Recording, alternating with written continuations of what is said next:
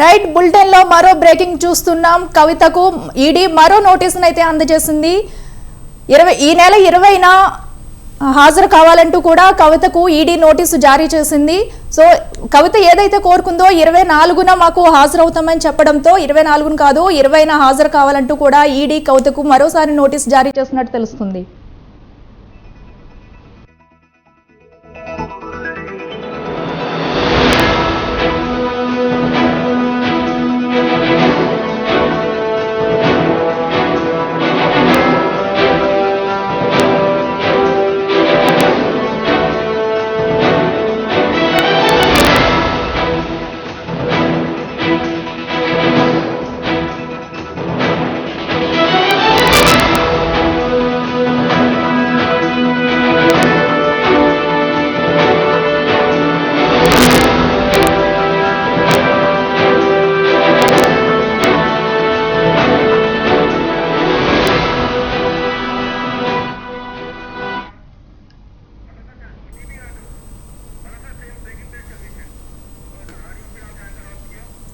Right breaking news చూస్తున్నాం. కవితకు మరోసారి ఈడీ నోటీసులు అందజేసింది. ఈ రోజు విచారణకు గైర్హాజరు కావడంతో ఈ నెల 20వ తేదీన హాజరు కావాలంటూ ఈడీ నోటీసులు కవితకు అందజేసింది.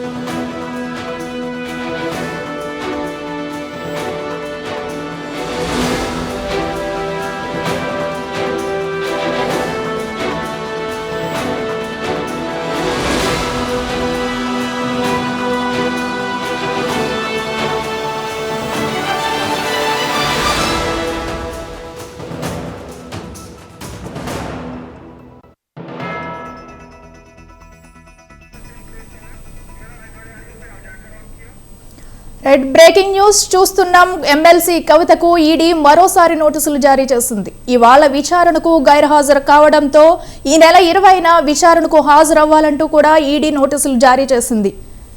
అయితే కవిత ఈ నెల 24న విచారణకు హాజరవుతానని చెప్పినా కూడా ఈ నెల 20న హాజరు కావాలంటూ కూడా ఈడీ నోటీసులు జారీ చేసినట్టు తెలుస్తుంది.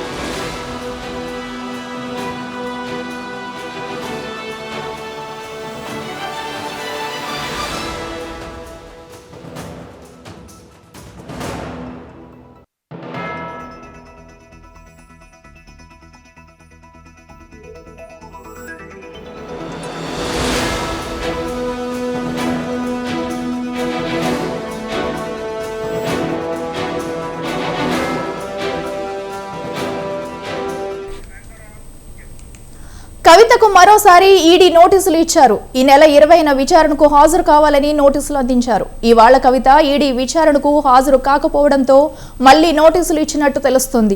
ఇదే అంశానికి సంబంధించి మరింత సమాచారం మా ప్రతినిధి గోపి ఫోన్ లో అందిస్తారు. గోపి చెప్పండి, కవితకు మళ్లీ 20వ తారీఖున హాజరు కావాలన్నట్టు ఈడీ నోటీసులు అందించింది. దీనికి సంబంధించి సమాచారం ఏంటి? ఏదైతే ఈ రోజు ఈడీ ఎదుట హాజరు కావాల్సిన కవిత తన పిటిషన్ సుప్రీంకోర్టులో పెండింగ్ లో ఉన్నందున తాను విచారణకు హాజరు కాలేకపోతున్నానంటూ కూడా ఆమె ఏదైతే ఒక లేఖను ఈడీ ఎన్ఫోర్స్మెంట్ డైరెక్టర్ కు లేఖ రాయడం జరిగింది. అయితే ప్రధానంగా ఈ లేఖలో అనేక విషయాలను కూడా ప్రస్తావించడం జరిగింది. అయితే తను ఒక మహిళగా ఉన్న తనకు ఎటువంటి అధికారాలు ఉంటాయి, రాజ్యాంగ పరంగా ఆమె ఒక శాసన మండలికి ఒక రిప్రజెంటేటివ్ గా ఉన్న నేపథ్యంలో ఆమెకున్న అధికారాలను ఉపయోగించుకొని తాను ఖచ్చితంగా ఇటువంటి దర్యాప్తు సంస్థలకు ఎటువంటి సమయంలోనైనా హాజరు కావడానికి తాను సిద్ధంగా ఉన్నానని, అయితే ప్రస్తుతం కొన్ని తన పిటిషన్ ఏదైతే సుప్రీంకోర్టులో పిటిషన్ పెండింగ్ లో ఉన్న నేపథ్యంలో తాను విచారణకు హాజరు కాలేకపోతున్నానని, గతంలో ఏదైతే 2018లో ఒక కేసులో కూడా సుప్రీంకోర్టుకు ఈడీ విన్నవించిందని, మహిళలను తాను ఏంటి కార్యాలయానికి పిలిపించి విచారణ చేయాలన్నది తమ ఉద్దేశం కాదంటూ కూడా గతంలో 2018లో ఈడీ ఇచ్చిన కేసులకు సంబంధించిన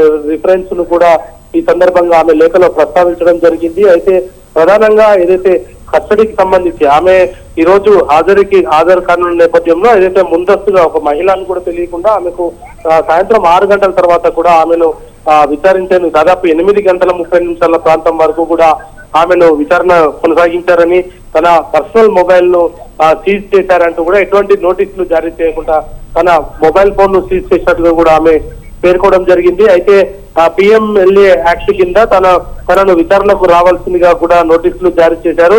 ఆ నోటీసులో తాను విచారణకు హాజరైనప్పటి పరిస్థితులు, ఆమె ఎదుర్కొన్న సిచ్యువేషన్స్ అన్నింటినీ కూడా ఆమె సుప్రీంకోర్టుకు విన్నవించిన నేపథ్యంలో తన పిటిషన్ సుప్రీంకోర్టు ఈ నెల 24కు వాయిదా వేసిన నేపథ్యంలో సుప్రీంకోర్టులో పిటిషన్ విచారణ అనంతరం తాను తిరిగి హాజరయ్యేందుకు సిద్ధంగా ఉన్నాను. సుప్రీంకోర్టులో విచారణ జరిగిన అనంతరం తనను పిలవాల్సిందిగా కూడా ఆమె ఈ లేఖలో పేర్కోవడం జరిగింది. అయితే ఏదైతే మహిళలకు సంబంధించిన అంశానికి సంబంధించి కావచ్చు, దాదాపు ఆమె 8:30 ప్రాంతం వరకు కూడా ఆమెను వదిలిపెట్టలేదు, ఆమెను విచారణ కొనసాగించారంటూ కూడా ఆమె ఆ లేఖలో పేర్కోవడం జరిగింది. మరొక వైపు ఏదైతే ఆ విచారణ జరుగుతున్న సమయంలోనే ఏదైతే థర్డ్ డిగ్రీ కూడా ఉపయోగించడం తాను చూసినట్టుగా కూడా ఆమె ఈ లేఖలో పేర్కోవడం జరిగింది. ఆమె వాళ్ళ ఏదైతే ఈడీ తన కస్టడీలోకి తీసుకున్న అనంతరం తన విచక్షణ లేకుండానే వాళ్ళు ఇన్వెస్టిగేషన్ చేస్తున్నారు అంటూ కూడా ఆమె పేర్కోవడం జరిగింది. వీటన్నిటికి సంబంధించి కూడా ఆమె సుదీర్ఘంగా ఇటు సుప్రీంకోర్టులో వేసిన పిటిషన్ సంబంధించి కూడా ఆమె అనేక విషయాలను ప్రస్తావిస్తూ ED director assistant director Jogendra కూడా ఒక లేఖ రాయడం జరిగింది. అయితే ఇప్పుడు ఏదైతే ఈ కవిత గైర్హాజరుకు సంబంధించి ఈడీ మరోసారి ఆమెను విచారించాలనుకుంటుంది. ఎందుకంటే ఇప్పటికే ఈ రోజుతోటి అరుణ్ రామచంద్ర పిల్లై కస్టడీ ముగియనుంది. అరుణ్ రామచంద్ర పిల్లై కస్టడీ తర్వాత మరొకసారి కూడా ఆయన కస్టడీ కోరున్నాను. రేపు మనీష్ సిసోడియా కస్టడీ రేపటితో ముగియనున్న నేపథ్యంలో ఇటు వీళ్ళందరినీ కూడా కలిపి విచారించాలని మొదట భావించిన ఈడీ అధికారులకు ఒక్కొక్కరికి కూడా వీళ్ళ కస్టడీ ముగి చేయడము, వాళ్ళందరినీ కూడా జ్యుడిషియల్ రిమాండ్ కు పంపాల్సిన అవసరం రాతుండటంతో ఇప్పుడు కవిత గైర్హాజరు అవడంతో ఈడీ అధికారులు మరొకసారి ఆమెను విచారించేందుకు నోటీసులు సిద్ధం చేయడం జరిగింది. అయితే ప్రధానంగా 24 తర్వాతే తాను హాజరవుతానంటూ కూడా కవిత